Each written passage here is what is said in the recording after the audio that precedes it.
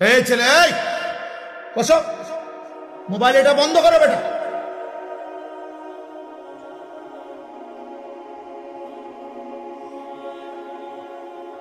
অতএব এটা জরুরি বিষয়। আল্লাহর কথা যদি আমলের তৌফিক না হয়, ফায়দা নেই, কোনো ফায়দা নেই। এই জন্য আল্লাহ ওয়াদা দিছে, 2 শর্তে আমি আমলের তৌফিক দেব। কয় শর্তে? 1, মনোযোগ দিয়ে শোনো। 2, চুপ থাকো। তুমি 2টা পূরণ করে দাও আমাকে, আমি আল্লাহ তোমার উপরে রহমত করব, মানে তোমাকে আমলের তৌফিক দিয়ে দেব। যে গুরুত্বপূর্ণ। কেন আমলের তৌফিক হয়? মনোযোগ দিয়ে শুনুন। ওই বুড়া মিয়া দেখবেন মসজিদে জুমার নামাজের বয়ান হয়, ইমাম সাহেব বয়ান করে, উনি গার ফালাইয়া এরকম মানে জুরায়। আপনি এই 200 বছর পরেও দেখবেন উনি বিড়ি খান। ওনার বয়স হয়ে গেছে 90, উনি এখনো গালিগালাজ করে। কেন? কোনোদিনও আল্লাহর কথা মনোযোগ দিয়েই শুনে, যার কারণে হায়াত চলে গেছে লম্বা, কিন্তু আমলের তৌফিক হয়। গুনাহ ছাড়ার মতো হিম্মত আসা, গুনাহ ছেড়ে দেওয়া আমি কইলে হয় না। এটা কোনো তাবিজ না, আমি আপনার ফু দিয়ে দিলাম আর আপনি জোনায়েদ বাগদাদি হয়ে গেলেন। জোনায়েদ বাগদাদি নিজে কোনো ফু দিয়ে হয়েছেন, আপনি কেমন হইবেন? বুঝেন নাই? আমি একটা পানি ভরে দিলাম আর আপনি আব্দুল কাদের জিলানি হয়ে যাবেন। আব্দুল কাদের জিলানি নিজেও তো পানি ভরা দিয়েছেন, তা আপনি হইবেন কেমন? লাগাতার মেহনত, গুনাহ ছেড়ে দেওয়ার জন্য যুদ্ধ, আল্লাহর ইবাদতে অভ্যস্ত থাকার জন্য নিয়ম মাফিক মেহনত, এটা জরুরি। এটা জরুরি বা। আর এটার জন্য আল্লাহর কাছ থেকে তৌফিক না হলে, আল্লাহর পক্ষ থেকে দয়া মায়া না হলে, আল্লাহর রহমত না হইলে কশিন কালেও কারো নিজের যোগ্যতায় কেউ নিজেকে পবিত্র করা, গুনাহমুক্ত করা সম্ভব। কোরআনুল কারীমের মধ্যে এই কথা আল্লাহ স্পষ্ট বলছেন। সূরা নূর 18 নম্বর পারায় এই কথা আছে। আল্লাহ তাআলা বলেন, ওয়ালাউলা ফাদলুল্লাহি আলাইকুম ওয়া রাহমাতুহু মা যাকা মিনকুম মিন আহাদিন আবাদা। আল্লাহ নিজে বলছে, শোনো, আল্লাহর অনুগ্রহ, আল্লাহর রহমত যদি তোমাদের উপরে না হয়, তাহলে কখনোই আবাদান, কখনোই তোমাদের কেহ নিজেই নিজেকে পবিত্র করতে পারবে না। এটা আল্লাহর ওয়াদা। বান্দা তুমি একা পারবা না, আমি ভালো হয়ে চলবো না, পারতা না। মালিকের রহমত থাকবে, আল্লাহর দয়া লাগবে, আল্লাহর দয়া লাগবে। একটা সেজদা করতে আল্লাহর তৌফিক লাগবে, একবার আলহামদুলিল্লাহ বলার জন্য, সুবহানাল্লাহ আল্লাহর নাম একবার বলার জন্য এই জবান আল্লাহ যদি না খোলে, বলবেন কেমনে বলবেন? তাহলে আল্লাহর দেওয়া তৌফিক, আল্লাহর দেওয়া রহমত। এই জন্য হাদিসের মধ্যে আছে, নবীজি সাল্লাল্লাহু আলাইহি সাল্লাম, ছেলে বাবা মোবাইলে ছবি তুলো না, বা তুমি এমনি শোনো বাপ, আর নয়তো তুমি বাইরে অটো সিএনজি আছে ওগুলা ছবি উঠাও। তুমি এটা দায়িত্ব নাও যে রামচন্দ্রপুর ইউনিয়নে মোট কতগুলো সিএনজি আছে, অটো আছে, ছবি উঠাইয়া একটা হিসাব জানাও। দেশবাসী উপকৃত হবে যে আমাদের জানা মতে এত ইউনিয়নে এতটি অটো আছে। তোমরা অসংখ্য ছেলে কোনোভাবেই বুঝতেছো না বাবা, তোমরা কি করছো, এত পাগল, এত মাতাল। সুস্থ সবল মানুষ হয় না বাবা। আত্ম উপলব্ধি বড় নিয়ামত। আমি কি করছি, আমি কি করছি, এই উপলব্ধি, খোদার কসম, এটা বড় নিয়ামত। এটা বুঝা। আমার দিলের মধ্যে যদি এরকম কোনো অনুভূতি না আসে, আহা আমি কি করছি, ও কোনোভাবেই সুস্থ স্বাভাবিক কোনো মানুষ না, ও কোনো মানুষ না। মনের ইচ্ছা মতো আমার যখন যা ভাল লাগে, আমার মন চাইতো দাঁড়াইয়া পেশাব করলাম, মন চাইতো বৈশা পেশাব করলাম, কিসের ঢিলা, কিসের টয়লেট পেপার, কিসের পানি, যখন যা দেখলাম তাই দেখলাম।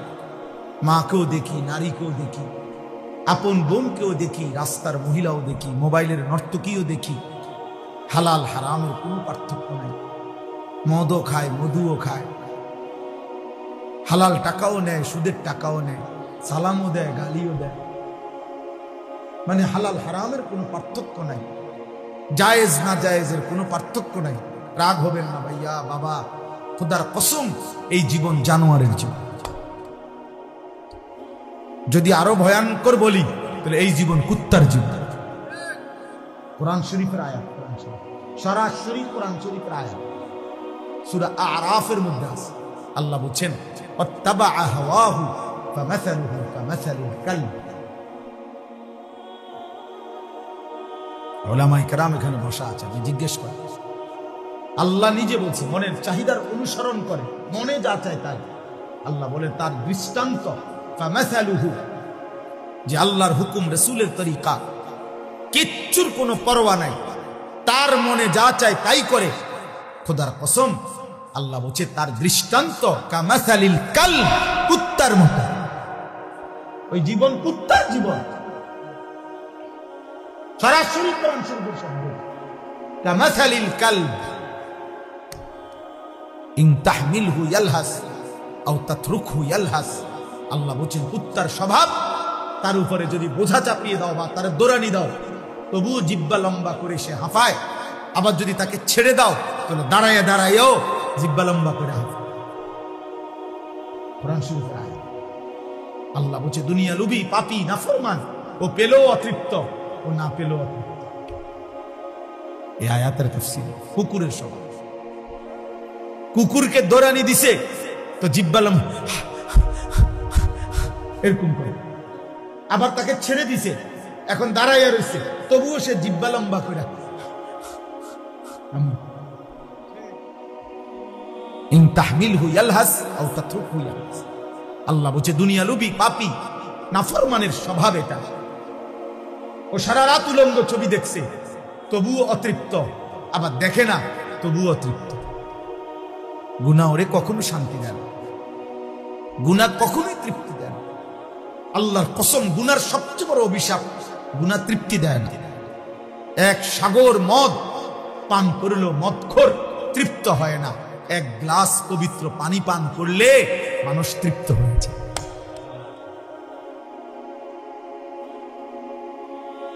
10 লাখ নারীও যদি কোনো যুবক, 10,000 নারীও উলঙ্গ দেখে তবুও তার তৃপ্তি হয় না, ও আরো দেখে, আরো দেখে, আরো দেখে, আরো দেখে। একজন ইমানদার মাত্র একজন স্ত্রী নিয়ে 70 বছর তৃপ্ত জীবন, পবিত্র জীবন পালন করে। পবিত্র স্ত্রী হালাল একজনই ছেড়ে যায়, আর হারাম নারী সারা পৃথিবীর সবগুলার উলঙ্গ করে দেখলেও তৃপ্তি হয়। নাহলে আপনারা সকালে বেড়ি দেখলেন অনেকগুলা, অন বিকালে দেখেন কেন? আপনারা রাত্রে দেখলেন অনেক নারী, এখন দিনে আবার দেখেন কেন? হ্যাঁ, গুনাহ তৃপ্তি দেয় না, গুনাহ তৃপ্তি দেয় না আব্বা। অনেক নওজোয়ান তোমরা মাশাআল্লাহ, বাকি চেহারা দেখলে বোঝা যায় সারাদিনে এক ওয়াক্ত নামাজ পড়ো, অগণিত চেহারা, নাফরমানের চেহারা, পাপীর চেহারা চিনা যায় বাপ, বেনামাজির চেহারা চিনা যায়। বেনামাজির চেহারায় কোনো দয়া মায়া থাকে না, বেনামাজির চেহারায় কোনো রসকস থাকে না, বেনামাজির চেহারা খোদার কসম। হযরত আব্দুল্লাহ ইবনে আব্বাস রাদিয়াল্লাহু তাআলা আনহুমা বলছেন, নবীর বিখ্যাত সাহাবী, বলছে গুনার প্রথম শাস্তি কি? তিনি বলছেন গুনাহের প্রথম শাস্তি সাওয়াদুন ফিল ওয়াজহ, চেহারা কালো করে। প্রত্যেক গুনার পাপের প্রথম শাস্তি সাওয়াদুন ফিল ওয়াজহ, গুনার প্রথম শাস্তি হলো চেহারা কালো। যুলমাতুন ফিল কলব, দ্বিতীয় শাস্তি অন্তর অন্ধকার হয়ে যায়। তৃতীয় শাস্তি ওয়াহানুন ফিল বাদান, শরীর দুর্বল হয়ে যায়। চতুর্থ শাস্তি দাইকুন ফির রিজক, রিজিক কমে যায়। পঞ্চম শাস্তি বুগদাতুন ফি কুলুবিল খালক, মানুষের অন্তরে ঘৃণা তৈরি করে। এজন্য আমি প্রত্যেক দিন বলি, কোন পাপীকে পৃথিবীর মানুষ মানুষ নামে ডাকে না, পাপের নাম দেয়। যেমন আবার কই কথাটা, পাপীকে মানুষ মানুষ নামে ডাকে না, পাপের নামে ডাকে। সহজ বাংলা হইল, কোন সুদখোরকে মানুষ আর মানুষ নামে ডাকে না, সামনে না পারিল পিছনে হইল কয় সুদখোর। হ্যাঁ, আমনে চিল লাগিয়ে গেল। আর কোন জুয়ারিকে মানুষ আর মানুষ নামে ডাকে না, জুয়ারি নামে ডাকে। জুয়াখোর, কোন নেশাখোরকে মানুষ আর মানুষ নামে ডাকে না, মানুষ তাকে মদখোর কয়। নেশাখোর, গাঁজাখোর, ফুট্টাখোর, বাবাখোর, গালখোর, ইয়াবাখোর, হারামখোর,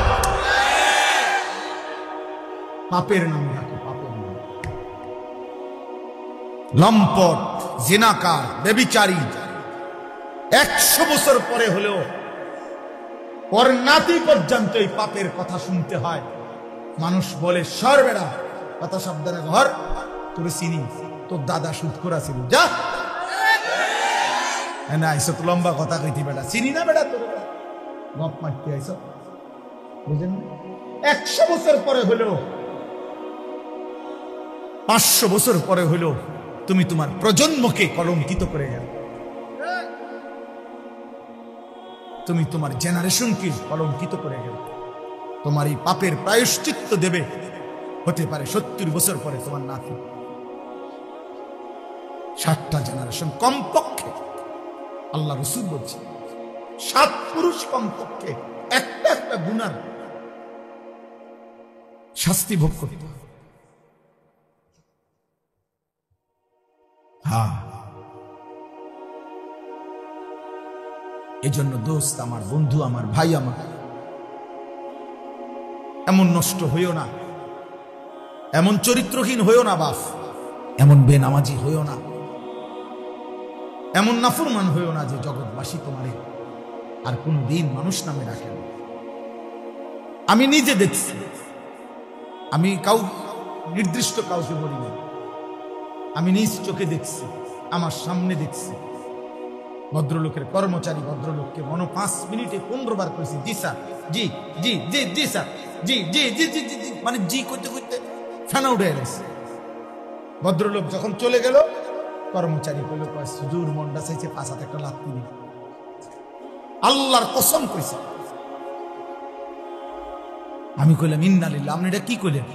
উনি আপনার বস, আপনি ওনার এটা কি কইলেন? হুজুর আপনি জানেন না, 8টা শুট করে, এই শব্দটা কইছে, 8টা শুট করে। তাহলে এটাই বললাম, হতে পারে সামনে বলতে পারে নাই, পিছনে হলেও আপনার কপালে আর ইজ্জত জুটবে না, সম্মান আর জুটবে না। গুনাহ কাউকে সম্মান দেয় নাই রে বাপ, নাফরমানি কাউকে ইজ্জত দেয় না, ইজ্জত দেয়। আল্লাহ আমাদেরকে হেফাজত করে। এই জন্য যুবক ছেলেরা, তোমরা আজকে এটা বুঝতে শেখো। একজন ছেলেই বুঝো। আমি বললাম না, আমি সবার সমর্থনের জন্য আসি না, আমি আল্লাহর কথা বলার জন্য আসি। আমরা প্রত্যেকের এটা ভাবা উচিত, ফিকির করা উচিত। কমপক্ষে আত্ম উপলব্ধি, যে কথার থেকে আমি বলতেছিলাম, যে আত্ম উপলব্ধি, এটা বড় নিয়ামত। আমার ভিতরে আমার একটা অনুভূতি জাগা যে আসলে আমি কে, কোত্থেকে আসলাম, কে আমাকে সৃষ্টি করলো, আমি কেন বানাইলো, আমি করছি কি, তিনি চান কি, আমি যা করছি তিনি কি তাই চান, তিনি যা চান আমি কি তা করছি। আফাহাসিবতুম আন্নামা খালাকনাকুম আবাসান, আল্লাহ বলেন, কি ভাবছো বান্দা, তুমি কি ভেবেছো আমি তোমাকে অনর্থক বানিয়েছি? কোনো উদ্দেশ্য নাই। খাইবা, ঘুমাইবা, পেশাব পায়খানা করবা, নারী দেখবা, ছবি দেখবা, মদ খাইবা, জুয়া খেলবা, অশ্লীল উলঙ্গ দৃশ্য দেখবা, মোবাইলের নর্তকী নিয়ে পড়ে থাকবা, খালাস, এই ভেবেছো? ওয়া আন্নাকুম ইলাইনা লা তুরজাউন, তুমি কি ভেবেছো বান্দা আমার কাছে ফিরতে হবে না, আর আসতে হবে না বান্দা? বারবার এই কথাটা বহুবার আছে, বহু কোরআন। কি ভাবছো? আল্লাহ আমাদের ভাবনা জাগাইতে চায়। আহাসিবান নাসু আন ইউতরাকু আন ইয়াকুলু আমান্না ওয়া হুম লা ইফতানুন। আল্লাহ বলেন, মানুষরা কি ভেবেছ? তোমরা ভেবেছ তোমরা শুধু বলবা আমি আল্লাহর উপর ঈমান আনছি, আমি মুসলমান, খালাস, আমি কোনো পরীক্ষা না নিয়ে তোমারে ছেড়ে দেব? তুমি এই ভেবেছ? কোনো কাগজপত্র লাগবে না, ঈমানের কোনো প্রমাণ দিতে হবে না। তুমি ভোটার আইডি কার্ডে লিখে দিছো মুসলমান, এই যে ফেরেশতা ভাই দেখেন, বেহেশতে দিবেন না দোজখে দিবেন, এটা তো আইডি কার্ডেই আছে। আইডি কার্ড আল্লাহ নিজে বলছে, আহাসিবান নাস, আল্লাহ কোরআনে বলছে, আয়াহসাবু আল্লা ইয়াকদিরা আলাইহি আহাদ। এই বান্দা, কি ভেবেছ? তুমি কি ভেবেছ যে তোমার উপরে কারো কোনো শক্তি নাই? এত মদ, এত জুয়া, এত সুদ, এত ঘুষ, এত মিথ্যা, এত চুরি, এত ডাকাতি, এত জিনা, এত ব্যভিচার, এত অশ্লীলতা, এত বেহায়াপনা, এত সম্পদ লুণ্ঠন, এত বেহায়াপনা, এত বেপরদিগি, কি ভেবেছ তোমারে কেউ আর ধরবে না? না, আল্লাহ মনে করাইছেন, আয়াহসাবু আল্লাম ইয়ারাহু আহাদ। আল্লাহ বলেছেন, ভেবেছে কি বান্দা যে তাকে কেউ দেখে না? কি ভাবছো বান্দা, তোমাকে কেউ দেখে না? তোমার উপরে কারো শক্তি নাই? বলেন না, কারো শক্তি নাই? কেউ আমাদেরকে দেখে না? আমাদেরকে অনর্থক সৃষ্টি করেছেন আল্লাহ, আমাদেরকে কোথাও ফিরতে হবে না। আল্লাহ কোরআনে বলছে, আম হাসিবতুম আন তাদখুলুল জান্নাহ ওয়ালাম্মা ইয়ালামিল্লাহুল্লাযীনা জাহাদু মিনকুম ওয়া ইয়ালামাস সাবিরিন। আল্লাহ বলেছেন, তোমরা কি ভেবেছ তোমরা জান্নাতে চলে যাবা? অথচ আমি তো এখনো দেখিই নাই তোমাদের মধ্য থেকে কে কে ঈমানের দাবি নিয়ে আমি আল্লাহর পথে জিহাদ করলা, যুদ্ধ করলা, জান বিলাইলা। এখনো তো আমি দেখি নাই সবর, গুনাহ থেকে ছাড়ার ক্ষেত্রে, আমার হুকুম মানার ক্ষেত্রে কে কে সবর করেছ, মজবুতির সাথে, ধৈর্যের সাথে আমার হুকুমের উপরে কে টিকে ছিলা, এটা তো আমি এখনো দেখলামে না। বেহেশতে ঢুকে লাইবা, তোমার মামুর বাড়ি, বেহেশত তোমার আব্বার শ্বশুর বাড়ি। আল্লাহ কোরআনে বলছে একই কথা, এই এক শব্দ, আম হাসিবতুম, আহাসিবা, আয়াহসাবু, একই রকম শব্দ। আম হাসিবতুম আন তাদখুলুল জান্নাহ ওয়ালাম্মা ইয়াতিকুম মাসালুল লাযীনা খালাউ মিন ক্বাবলিকুম মাসাতহুমুল বাসাউ ওয়াদ-দাররাউ ওয়া যুলজিলু। আল্লাহ বলে, কি ভেবেছো বান্দা, বেহেশতে চলে যাবা? এখনো তোমাদের পূর্বে যারা ঈমান এনেছিল, আদম থেকে নূহের জামানায়, ঈসার জামানায়, ইব্রাহিমের জামানায়, জাকারিয়ার জামানায়, মূসার জামানায়, হর জামানায় পূর্ববর্তী যারা ঈমান এনেছিল, আমি আল্লাহ তাদেরকে বারবার যত পরীক্ষা নিছিলাম, এমন কোন পরীক্ষাই তোমাদের উপরে নিলাম না। এমনি এমনি বেহেশতে চলে যাবা, এমনি চলে যাবা বেহেশত। হ্যাঁ, ওয়ালাম্মা ইয়াতিকুম মাসালুল লাযীনা খালাউ মিন ক্বাবলিকুম, অথচ এখনো তো তোমাদের পূর্ববর্তীদের সমপরিমাণ মুসিবত তোমাদের উপরে আসেই নাই, এর আগেই বেহেশতে চলে যাবা। আমি স্বর্ণ বাজাইয়া নেব না, জমা দিলেই স্বর্ণ, না না, স্বর্ণের কারিগর এমন জায়গা যেটা নিয়ে মাফে, স্বর্ণের মাফের জায়গার মধ্যে এটা এমন গ্লাসের ভিতরে আটকানো থাকে, এক জাররা বাতাসও যাতে না, এক সুতা বাতাস লাগলে ওজনে হেরফের হয়ে যাবে, ওজনে হেরফের হয়ে যাবে।